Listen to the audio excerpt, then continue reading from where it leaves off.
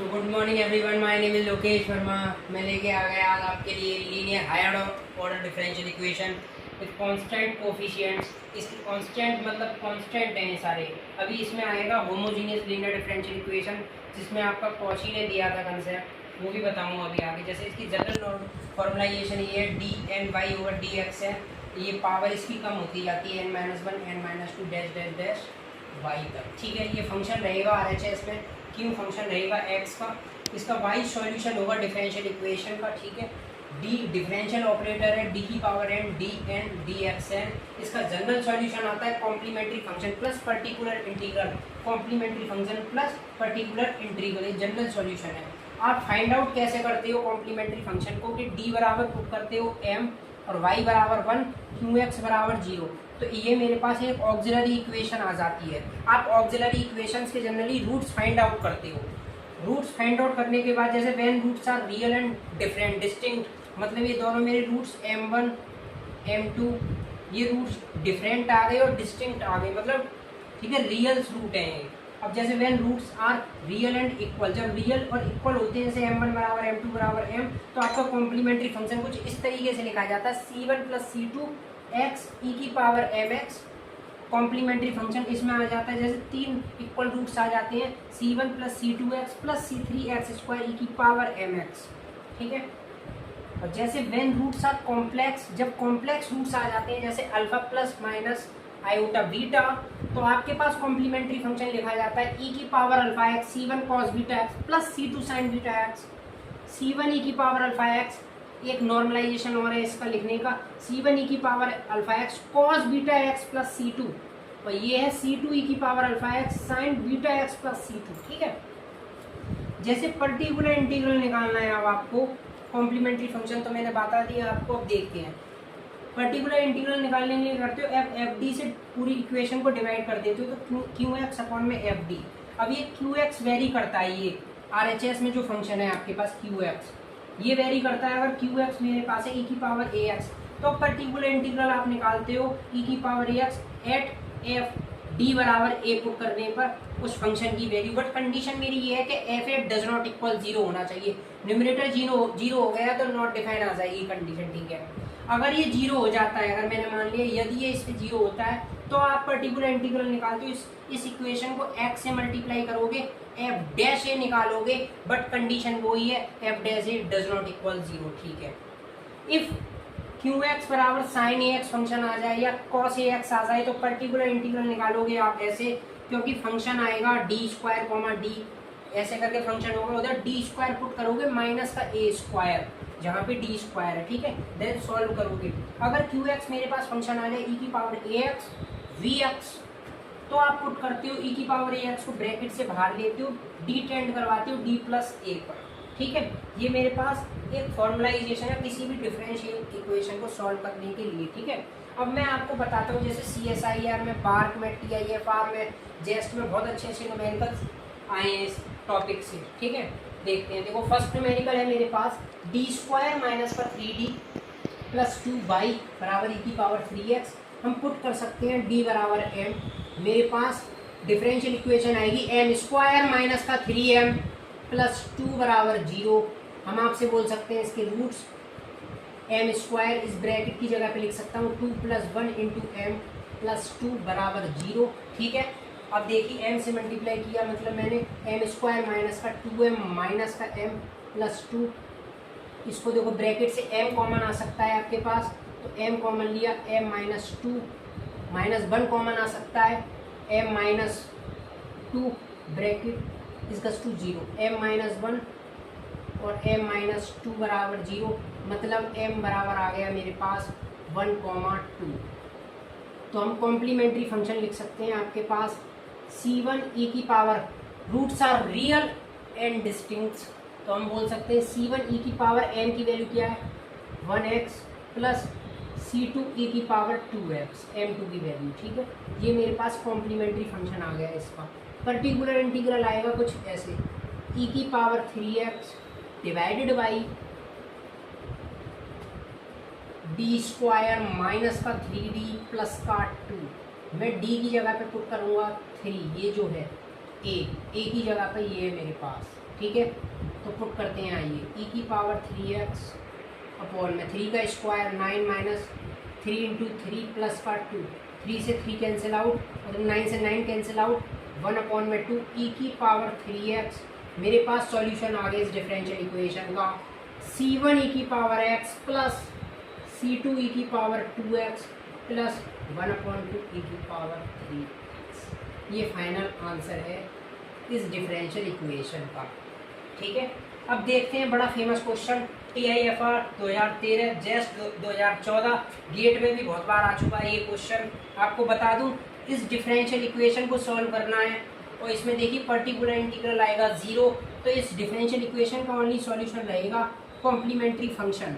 Complementary function find out करूंगा इस differential equation को, इसको d जब बराबर m पुट करने पर m स्क्वायर माइनस का 2m प्लस 1 बराबर 0।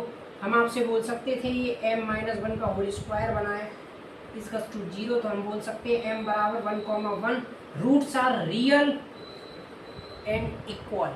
तो कॉम्प्लीमेंट्री फंक्शन आएगा ये इसका a, c1 c2 की जगह पे आप a और b कांस्टेंट भी ले सकते हो, a plus b into X E की पावर mx, m की वैल्यू है x, तो इसका सॉल्यूशन आ गया y बराबर a exponential of x plus v x exponential of x। इस तरीके से ऑप्शन गिवन था आपका डिफरेंशियल इक्वेशन, ये था इसका सॉल्यूशन। ठीक है, देन थर्ड डिफरेंशियल इक्वेशन लेके आ गया मैं आपके सामने। देखिए CSIR में इस टाइप का क्वेश्चन बहुत बार आया है, x sin x दे देता है, मैं क्या पुट करूँगा देखते हैं। sin x को मैं लिख सकता हूँ इमेजनरी पार्ट ऑफ e की पावर आयोटा x। सबसे पहले इसका कॉम्प्लीमेंट्री फंक्शन फाइंड आउट करता हूँ, d बराबर पुट करते हैं हम m, तो मतलब हम आपसे बोल सकते थे m स्क्वायर प्लस 4 बराबर 0, और इम्प्लाइज m बराबर आ गया plus minus iota 2, roots are complex roots आ गए, इससे कंपैरिजन कीजिए आप, alpha plus minus iota beta. आपके पास कॉम्प्लीमेंट्री फंक्शन होता था e की power alpha x c1 cos beta x plus c2 sine beta x।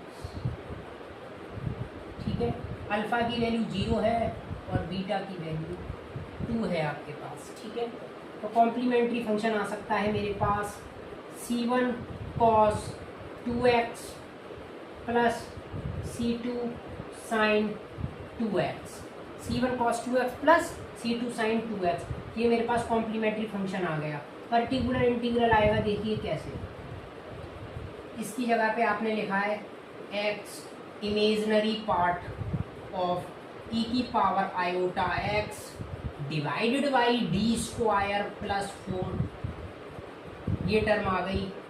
देखिए इसका पर्टिकुलर इंटीग्रल था x imaginary part of e की power iota x D square plus 4। आपने क्या किया, d टेंडिंग कर दिया d प्लस a पर, a की वैल्यू है आपके पास आयोटा। ठीक है, मैंने देखिए आपको इधर बताया था कि ये QX फंक्शन था e की पावर x dx, e की पावर x को बाहर लेते हो dx अपॉन में f d plus a, d tend करवा दिया d प्लस a पर, ये था ये। ठीक है, a की जगह पे इधर है आयोटा। ठीक है, अब देखते हैं क्या पुट कर सकते हो आप, e की power iota x imaginary part x divided by d plus iota का स्क्वायर प्लस 4, मतलब क्या है, e की power iota x imaginary part of x divided by d square iota का स्क्वायर माइनस का 1 प्लस 2d आयोटा प्लस 4। आपको मिल गया इससे e की power iota x imaginary part of x d square plus 2d iota 4 minus 1 3। ठीक है, constant term कोई वापस से मैंने क्या किया, कॉमन ले लिया, e की power iota x divided by 3 imaginary part of x, आपको मिलेगा 1 plus D square plus 2d iota divided by 3 bracket close, ये ऊपर जाएगा तो इनवर्स आएगा, e की power iota x divided by 3 imaginary part of Z x आपके पास आ गया कुछ ऐसे, देखते हैं 1 plus D square plus 2d iota divided by 3 और इसकी पावर -1, ये -1 इधर आ जाएगा तो आपको मिलेगा ई की power iota x divided by 3 imaginary part x का मल्टीप्लाई हो जाएगा इससे और माइनस का, जब ये माइनस साइन आएगा तो डी स्क्वायर के एक्स के साथ डिफरेंशिएशन आएगा 0, डी स्क्वायर का एक्स के साथ आएगा 0 और डी एक्स का आता है 1, ठीक है। तो देखते हैं क्या है, माइनस का 2/3 आयोटा, ठीक है। इसको कैसे खोलते थे आप, कॉस एक्स को, cos x plus iota sine x divided by 3 x minus 2 iota upon में 3। आपको इमेजनरी पार्ट लेना है तो कॉस एक्स का करोगे आप, इससे इमेजनरी पार्ट आएगा आपके पास माइनस का 2/3, 3 3 ज़ा 9 कॉस एक्स। आप आयोटा साइन एक्स का इससे करोगे तो आपको मिलेगा प्लस x/3 साइन एक्स। ये मेरे पास पर्टिकुलर इंटीग्रल है, फाइनल सॉल्यूशन आएगा y बराबर complementary function plus particular integral. Complementary function था c1 cos 2x plus c2 sine 2x plus complementary function plus x/3 sine x, ठीक है। आइए बार्क का ये क्वेश्चन आया है, बार्क के अंदर जैसे डिफरेंशियल इक्वेशन गिवन है 3d2y/dt² बराबर dy/dt माइनस का 1/5। आपके पास ऑक्सिलरी इक्वेशन बनेगी 3m² बराबर m, ठीक है। तो हम आपसे बोलेंगे कि 3m² माइनस का m बराबर 0। हमने क्या लिया, इधर से m कॉमन ले लिया तो 3m - 1 बराबर 0। आपके पास मिल गया m बराबर 0 और m बराबर 1/3। मैं इसका कॉम्प्लीमेंट्री फंक्शन लिखना जानता हूँ आपके सामने, c1 e की पावर 0x, x नहीं सॉरी t है इधर वेरिएबल, प्लस c2 e की पावर t/3, ठीक है। ये मेरे पास आ गया इसका कॉम्प्लीमेंट्री फंक्शन। अब इसका निकालते हैं पर्टिकुलर इंटीग्रल, क्या है मेरे पास माइनस का 1/5, उधर पर्टिकुलर इंटीग्रल आएगा इसका माइनस का 1/5। मैं इधर ऐसे लिख सकता हूँ क्या, 0 e की पावर 0 इंटू टी, ऐसे बोल सकते हैं कि नहीं, ठीक है। तो हम आपसे बोल सकते थे कैसे, इसको लिखेंगे 3d² माइनस का d, यही तो है जब ये इधर आएगा d²। अब मैं पुट कर सकता हूँ क्या, देखिए d बराबर 0 पे डिनोमिनेटर 0 होता है, तो हमने आपको क्या बताया था, इधर मल्टीप्लाई करना पड़ेगा किससे, t से, t/5 e की पावर 0t और इसका डेरिवेटिव लेना पड़ेगा 3d² का d के रेस्पेक्ट में आएगा 6d माइनस का 1, d का डेरिवेटिव d के रेस्पेक्ट में 1, ठीक है। अब d बराबर पुट करिए आप 0। अब देखिए क्वांटिटी मेरे पास 0 नहीं आती, इधर आएगा 1/0 माइनस का 1, इधर मैंने d की जगह पे 0 पुट किया तो आपके पास आंसर क्या आ रहा है, t/5। तो आपके पास सॉल्यूशन आ गया y बराबर complementary function c1 plus c2 e की पावर t/3 माइनस का t/5, आंसर प्लस का। ये बार्क का क्वेश्चन है, ठीक है। अब दिखाता हूँ, देखो एक और नेक्स्ट बार्क का अच्छा क्वेश्चन एक और, देखिए आपके पास डिफरेंशियल इक्वेशन गिवन है ये, मैं इसको ऐसे भी लिखना जानता हूँ d² माइनस का 2d इंटू y बराबर 0, ठीक है। इस तरीके से लिख सकते हैं हम। अब मैं क्या पुट कर सकता हूँ, d बराबर m पुट कर सकता हूँ, तो m² माइनस का 2m बराबर 0, m कॉमन ले सकता हूँ तो m माइनस का 2 बराबर 0, ठीक है। मैंने m ब्रैकेट से कॉमन ले लिया तो m की वैल्यू आ गई मेरे पास m बराबर 0,2। कॉम्प्लीमेंट्री फंक्शन लिख दूंगा आपके सामने, c1 e की power 0x plus c2 e की पावर 2x ये मेरे पास कॉम्प्लीमेंट्री फंक्शन आ गया। पर्टिकुलर इंटीग्रल आएगा आपके पास, देखिए पर्टिकुलर इंटीग्रल तो रहेगा इसका 0, ठीक है। अब मैं निकाल सकता हूँ इसका सॉल्यूशन, y बराबर आ गया मेरे पास solution complementary function c1 plus c2 e की पावर 2x। आपको y एट x बराबर 0 पर गिवन है। देखिए बाउंड्री वैल्यू प्रॉब्लम है कि y एट 0 पर 0 है आपके पास, ठीक है। लगाते हैं इधर c1 c2 की वैल्यू पता चल जाएगी इससे मेरे को, e की पावर 0 मेरे को इक्वेशन पता चल गई, c1 प्लस c2 बराबर 0। ये इक्वेशन नंबर फर्स्ट थी, ये इक्वेशन नंबर सेकंड बोला हमने। c1 प्लस c2 में एक रिलेशन प्राप्त हो गया। अब आपके पास था y डैश निकालते हैं इसका, c1 का हो गया 0, इसका आएगा c2 इंटू 2 e की पावर 2x बराबर y डैश 0 पर गिवन था 1, इधर 0 पर, ठीक है। x की वैल्यू 0 लगाइए इधर, तो आपके पास c2 की वैल्यू मिलेगी मेरे को 1/2, ठीक है। इधर से c1 की वैल्यू क्या मिल जाएगी आपको, माइनस का 1/2, ठीक है। तो हम इधर पुट कर सकते हैं इक्वेशन फर्स्ट में, फ्रॉम इक्वेशन फर्स्ट, तो y बराबर आ गया माइनस का 1/2 प्लस 1/2 e की पावर 2x, ठीक है। ये आ गया y फंक्शन था x का। अब y ln ऑफ 1 पर वैल्यू पूछी थी आपसे, कितना आंसर आएगा देखते हैं। माइनस का 1/2 प्लस 1/2 e की पावर 2 ln 1।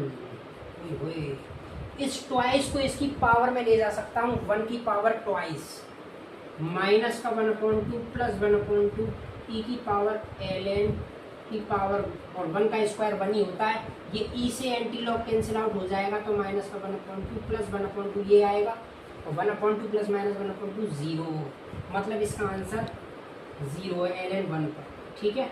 इस डिफरेंशियल इक्वेशन में बड़ा फेमस क्वेश्चन है, वार्क के अंदर आया है ये। आइए गेट 2002 का क्वेश्चन लेके आया हूँ आपके सामने। देखिए इसमें पर्टिकुलर इंटीग्रल रहेगा 0, क्योंकि RHS में जहाँ पे 0 होता है उधर आपका कॉम्प्लीमेंट्री फंक्शन ही आता है, ठीक है। तो मैं डिफरेंशियल इक्वेशन का सॉल्यूशन लिखूंगा m² प्लस 2m प्लस 5 बराबर 0, ठीक है। इसके रूट्स कैलकुलेट करेंगे क्वाड्रेटिक फॉर्मूला से, m बराबर माइनस का 2m plus minus under b² मतलब 4 माइनस 4 इंटू ए की वैल्यू 1 है, इंटू सी की वैल्यू ये है, डिवाइडेड बाई 2 इंटू 1 बराबर आ गया माइनस का 2 प्लस माइनस अंडर 4 माइनस 20,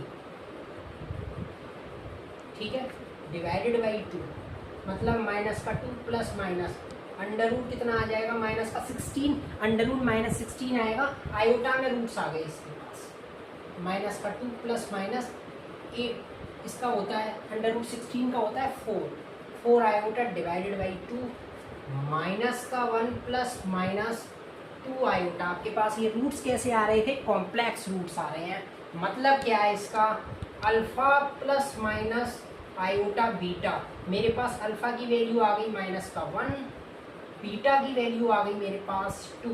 तो कॉम्प्लीमेंट्री फंक्शन कुछ ऐसे लिखते थे आप, कॉम्प्लीमेंट्री फंक्शन लिखते थे ऐसे, पर्टिकुलर इंटीग्रल है इसका 0, तो ये इसका सॉल्यूशन है मेरे पास e की पावर अल्फा x, ठीक है। c1 cos beta x 2x plus c2 sin beta x मतलब 2x, ठीक है। ये मेरे पास सॉल्यूशन हो गया। अब इसकी देखिए c1 c2 की वैल्यूज के लिए इन्होंने बाउंड्री कंडीशन गिवन दी है अपने को, मतलब क्या है, एट y बराबर 0 पर y की वैल्यू भी 0 है, ठीक है, e की power 0 c1 cos 0 plus c2 sin 0, और sin 0 आप जानते थे ये 0 है, मतलब मेरे को पता चल गया c1 की वैल्यू 0 है इधर, ठीक है। आपको एक क्वांटिटी पता चल गई, मतलब क्या कि हम अब फंक्शन लिख सकते थे, y बराबर आ गया आपके पास e की power minus x c2 sin 2x, ये पता चल गया मुझे, ठीक है। c1 0 हो गया। अब मैं डेरिवेटिव लेता हूँ इसका, dy ओवर dx करते हैं, आइए करते हैं, dy ओवर dx, c2 बाहर रहेगा, e की पावर माइनस x का आएगा, e की power minus x sine x को छोड़ लिया था हमने, प्रोडक्ट रूल लगाया है मैंने इसमें। अब मैंने क्या किया, ई की पावर माइनस एक्स को छोड़ दिया, साइन 2x का हुआ cos 2x into 2 cos 2x। कहाँ पे पूछा है, देखो इसने आंसर दिया dy ओवर dx का 1 और हमसे आंसर पूछ रहे हैं x बराबर 0 पर, मतलब x बराबर 0 का साइन होता है 0, ठीक है, साइन हो जाता है आपके पास 0, मतलब क्या, कॉस 0 होता है 1 और e की पावर 0 भी दे देता है 1, मतलब C2 हो गया, ट्वाइस नीचे चला जाएगा 2, C2 की वैल्यू आ गई 1/2, मतलब ठीक है ना, C2 की वैल्यू 1/2 आएगी, इधर पुट कर सकते हैं। तो y बराबर सॉल्यूशन आ गया अपने पास e की power minus x sine 2x divided by 2, ये मेरा था फाइनल आंसर। बहुत इंपॉर्टेंट क्वेश्चन, गेट में 2002 में आया हुआ फिजिक्स में। आइए देखो गेट 2010 का क्वेश्चन क्या बोलता है, d2y over dx² minus Y बराबर 2 कॉस हाइपरबोलिक t नहीं है, देखिए इधर t आएगा एक्चुअली, ठीक है, ये t में गिवन है तो t आता है आपके पास।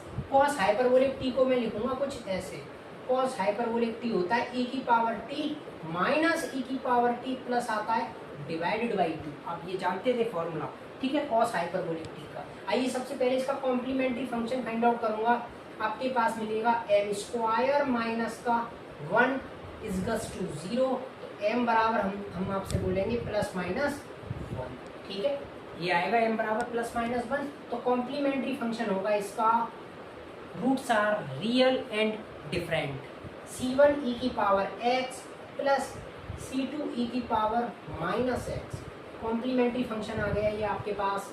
अब मैं लिखूंगा इसका पर्टिकुलर इंटीग्रल, पर्टिकुलर इंटीग्रल लिखने के लिए मैं क्या करना पड़ेगा, 2 cos hyperbolic t divided by d square minus का 1 और 2 कॉस हाइपरबोलिक t की जगह पे लिख सकता हूँ ये, मतलब e की पावर t माइनस का e की power t plus divided by d square minus का 1, ठीक है।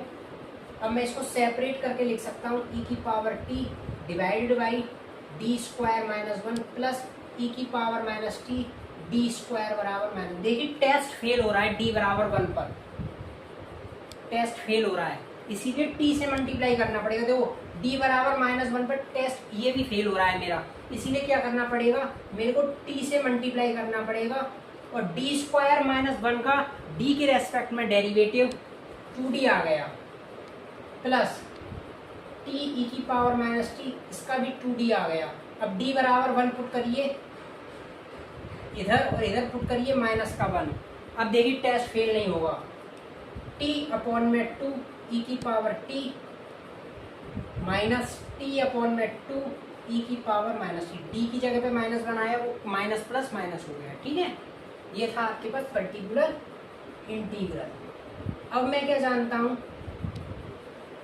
सॉल्यूशन लिखूंगा y बराबर कॉम्प्लीमेंट्री फंक्शन था आपके पास c1 ex plus c2 e की power minus x plus t by 2 e की पावर t माइनस का e की पावर माइनस का t। आपको बता दूं ये फॉर्मूला बनता है साइन हाइपरबोलिक t का, तो इस क्वांटिटी की जगह पे हम लिख सकते थे y c1 e की पावर x, x में नहीं आ रहा है सॉल्यूशन, t में आ रहा है तो t चेंज कर सकते हैं हम, ठीक है, जैसे इधर भी x इधर भी t आएगा और इधर भी t, ठीक है, हम बोलेंगे e की power t plus c2 e की power minus t plus t sine hyperbolic t, ये मेरे पास सॉल्यूशन है। बट इन्होंने देखी बाउंड्री कंडीशन गिवन दी है मेरे पास, y बराबर 0 पर